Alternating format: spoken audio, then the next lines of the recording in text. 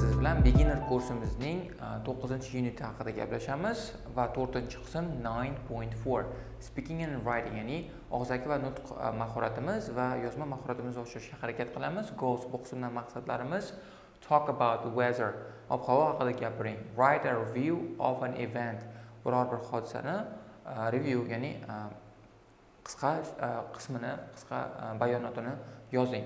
Listening and speaking, ya'ni eshitish va nutq mahorati. The weather, ya'ni ob-havo. Exercise 1A. Work with a partner. Match illustrations 1 to 8 with words A to H. Bu qismda sherigingiz bilan ishlang. Berilgan rasmlarni berilgan so'zlarga moslashtirib chiqing. Videoni pauza qiling va mashqni bajarishga harakat qilib ko'ring.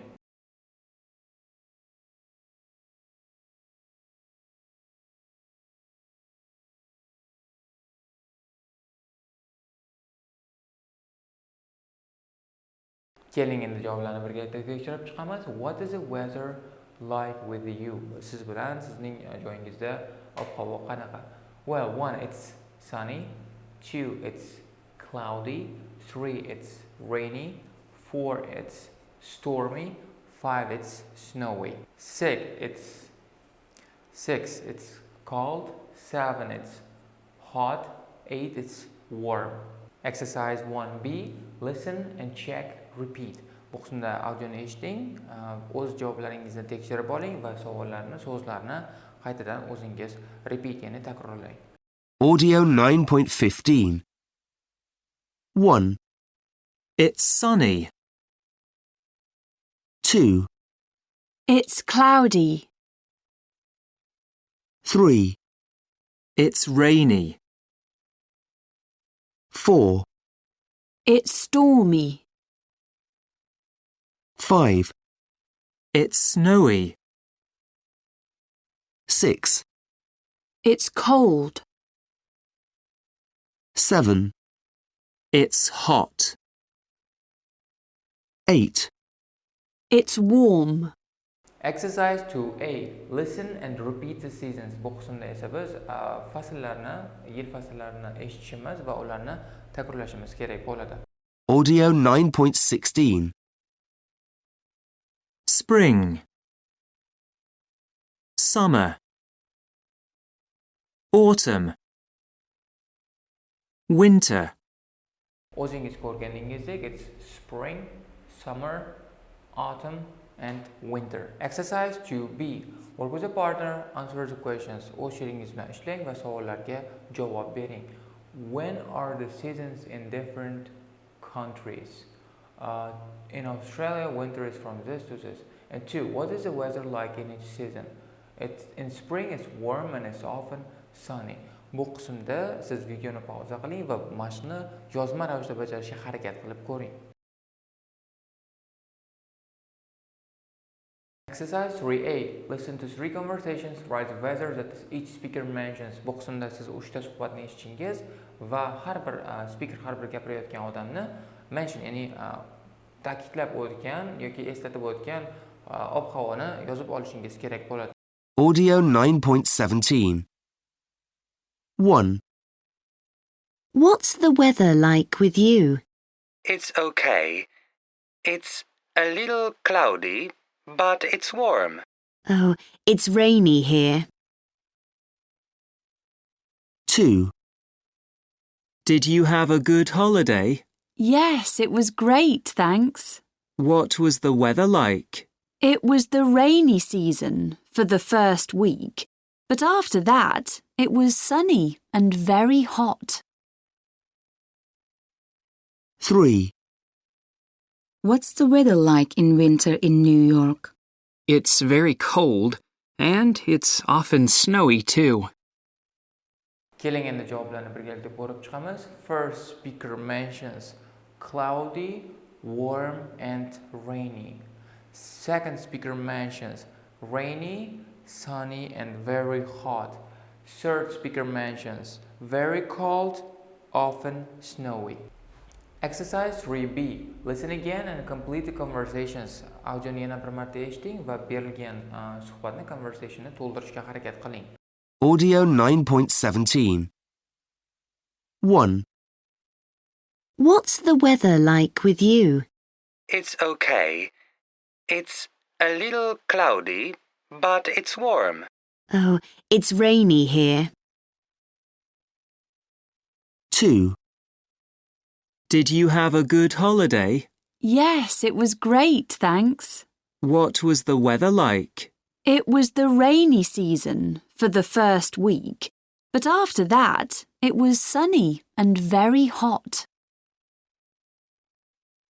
3, What's the weather like in winter in New York? It's very cold, and it's often snowy too. Keling endi javoblarni birgalikda ko'rib chiqamiz. 1. What is the weather like with you? It's okay. It's a little cloudy, but it's warm. It's rainy here. 2. Did you have a good holiday? Yes, it was great. Thanks. What was the weather like? Well, it was a rainy season for the first week, but after that it was sunny and very hot. 3. What's the weather like in winter in New York? It's very cold and it's often snowy too. Exercise 3C. Work with a partner, have similar conversations to the ones in exercise 3B. Sherigingiz bilan ishlang va 3B mashqadagiga o'xshagan, 3B mashqadagi conversation, ya'ni suhbatga o'xshagan, unga o'xshash bo'lgan similar conversations, ya'ni suhbatlarni o'zingiz shakllantirishga harakat qiling. Exercise 4. Read the understanding box and listen to the examples. Tushunish qutchasini o'qishimiz kerak va example, ya'ni misollarni eshitishimiz kerak bo'ladi. Understanding is and was. Demak, is va was, ya'ni to be ning hozirgi va o'tgan zamon shakllarini tushunishga harakat qilamiz. In spoken English, it's not always easy to hear is and was because they are not stressed in positive sentences and equations. Demak, og'zaki ingliz tilimizda har doim ham is va was so'zlarini bo'lmoq fe'lining o'tgan va hozirgi zamondagi shakllarini tushunib olish oson bo'lmaydi. Bunga asosiy sabab pozitiv, ya'ni darak gaplarda va savol gaplarda bu is and was so'zlari stress, ya'ni urg'u bilan o'qilmaydi. Listen for time expressions like today, yesterday, etc. and for the general context. Demak, biz bu qismda agar is and was qaysi biri ishlatilayotganligini tushunmasak, time expressions, ya'ni so'z birikmalari, so'z iboralarini yo vaqt birikmalari, vaqt iboralarini o'qishimiz kerak, unga e'tibor berishimiz kerak, ya'ni today, yesterday va boshqalar. And for the general context, ya'ni umumiy kontekstga qarashimiz kerak bo'ladi. Audio 9.18. What's the weather like in Rome today? It's cold. I've got my winter clothes on. What was the weather like in Rome last week? It was snowy. I had my winter clothes on. O'zingiz ko'rganingizdek, what's the weather like in Rome today? It's cold. I've got my winter clothes on. Demak, bu qismda in Rome today strukturasi bizga kalit so'z bo'lgan. What was the weather like in Rome last week? It was snowy. I had my winter clothes on. Demak, last week qismi bizda keyword vazifasini o'tagan. Exercise 5A. Listen and circle the words you hear. Bu qismda audioni eshitishimiz va berilgan eshitgan so'zlarimizni belgilashimiz kerak bo'ladi. Audio 9.19. 1, It was sunny in London, so we went to the park. 2, Is it rainy in Berlin? Do you have an umbrella? 3, It was stormy in Tokyo today, so we didn't go out. 4, Was it cold in New York today? Did you wear your winter jacket?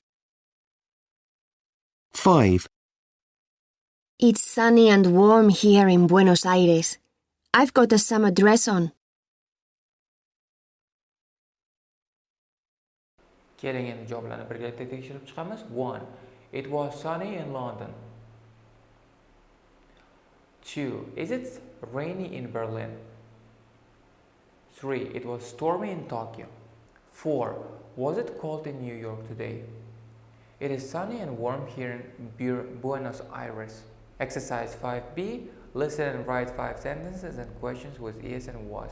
Bu qismda biz audioni eshitishimiz va is and was so'zlari qatnashgan 5 ta gaplarni va savollarni daftarimizga yozib olishimiz kerak bo'ladi. Audio 9.20. 1, It's cloudy in Paris now. It's cloudy in Paris now. 2, It was cold and snowy last Saturday. It was cold and snowy last Saturday. 3, What was the weather like yesterday? What was the weather like yesterday? 4, It was cold and rainy, so we went to the cinema. It was cold and rainy, so we went to the cinema. 5, It's really hot today. Do you want to go to the beach? It's really hot today. Do you want to go to the beach?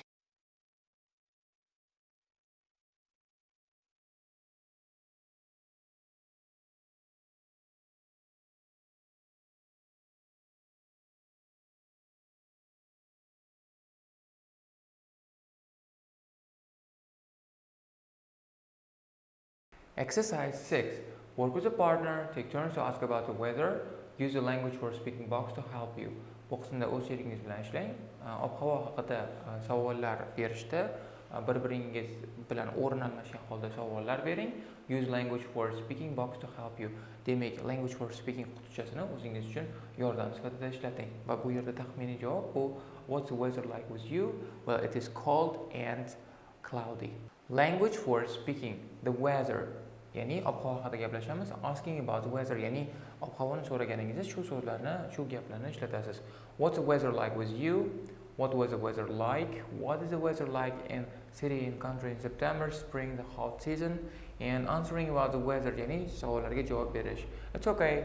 It's rainy, cloudy, or cold. It's really, or it's very hot. It was hot and sunny. It's often sunny, but it's quite cold too. Exercise 7. Work with a partner, talk about the weather. Student A turn to page 110 and student B turn to page 115. Bu qismda sheringiz bilan ishlang. Ob-havo haqida gapiring. Birinchi o'quvchi 110-bet va ikkinchi o'quvchi 115-betdan ma'lumotlarni oling.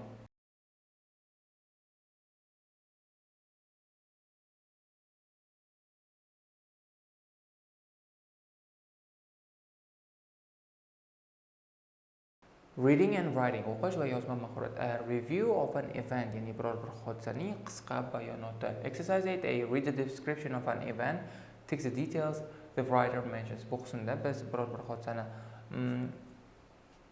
ta'rifini, description, ya'ni opisaniyasini, ya'ni biror bir ta'rif berilganligini o'qishimiz kerak va yozgan odam, o'sha yozuvchi o'zi bildirgan mention, ya'ni qayd etib o'tgan ma'lumotlarni, detallarni belgilab ketishimiz kerak bo'ladi.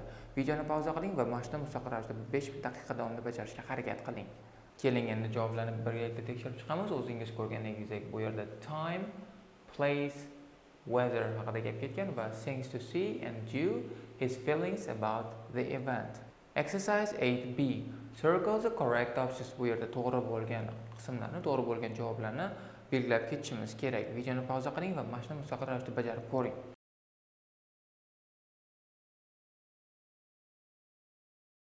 Keling, endi javoblarni birgalikda tekshirib chiqamiz. 1. The Larmer Tree is a summer festival.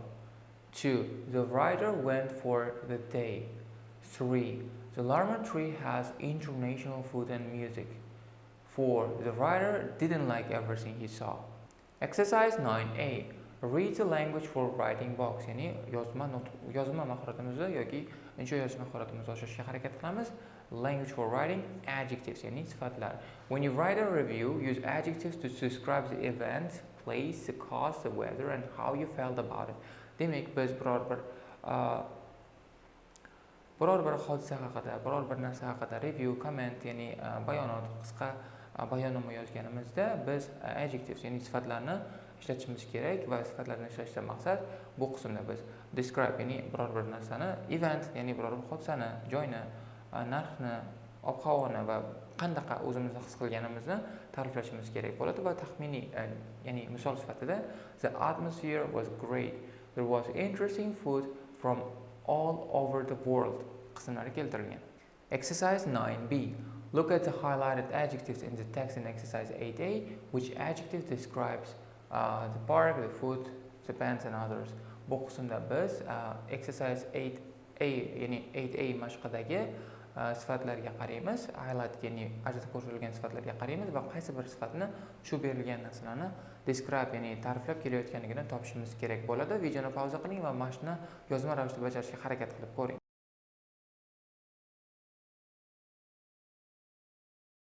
Keling, endi javoblarni birgalikda tekshirib chiqamiz. O'zingiz ko'rganingizdek, the park is beautiful, the food is interesting, the bands are amazing, and the festival is small. 5. The people were friendly, the comedian wasn't very funny. The 7.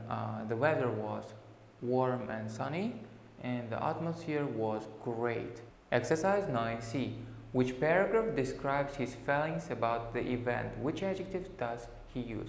Demak, qaysi bir paragraf bu bergan avtorning event, ya'ni hodisa haqidagi his-tuyg'ularini ifodalaydi va qaysi adjective does he use? Ya'ni u qaysi adjective, ya'ni sifatlarni ishlatganligini topishingiz kerak.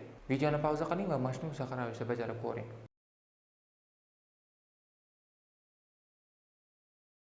Keling, endi javoblarni ko'rib chiqamiz. O'zingiz ko'rganingizdek, bu qism third paragraph, ya'ni 3-chi paragraf, and the words, adjectives that he used are different, good, bad, and never boring. Exercise 10A. Think of an event you went to in the past, for example, concert, street party, etc. Think about the weather, the food, and people, etc.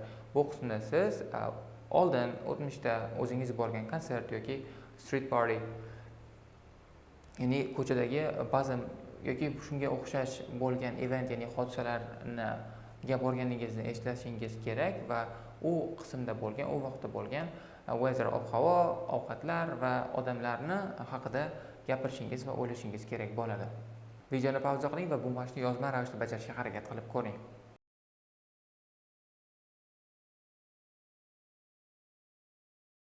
Exercise 10B. Work with a partner. Talk about the event. Answer the questions 1 to 6. Bu qismda esa siz o'z sherigingiz bilan ishlang va o'zingiz hozir yozgan event, ya'ni hodisa haqida gaplashing va 1-dan 6-gacha bo'lgan savollarga javob bering.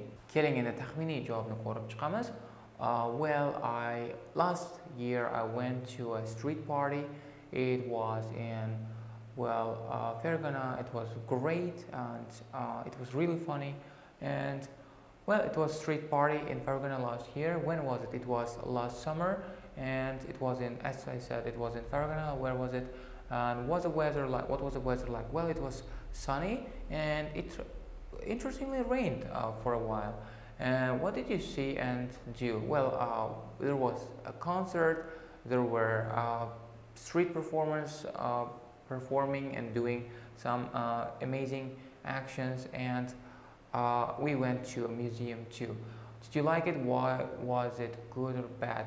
Well, I liked it very much because the reason why it was good was because the people were really friendly, atmosphere was awesome, amazing, and I had a really good time. Exercise 10C. Write a review of the event. Use adjective from exercise 9B. Bu qismda biz o'sha hodisaning review, ya'ni komment yozishimiz kerak bo'ladi, qisqa bayonotini, va bu qismda 9B, ya'ni 9-B mashqimizdagi sifatlardan foydalanishimiz mumkin va taxminiy sifatda last year or in 2007 I went to a street party. Videoni pauza qiling va bu mashqni mustaqil ravishda yozma ravishda bajarishga harakat qiling. Exercise 10B. Work with a partner. Swap your reviews. Do you want to go to this event? O'z sheringiz bilan ishlang. Bergan revyularingizni almashib oling va o'zingiz yoki sherigingiz ta'riflagan party she'ringiz ta'riflagan eventga borishni xohlaysizmi? Shu savolga javob berishga harakat qiling. Shu bilan bugungi darsimiz o'z nihoyasiga yetdi. Sizni keyingi darslarda kutib qolamiz.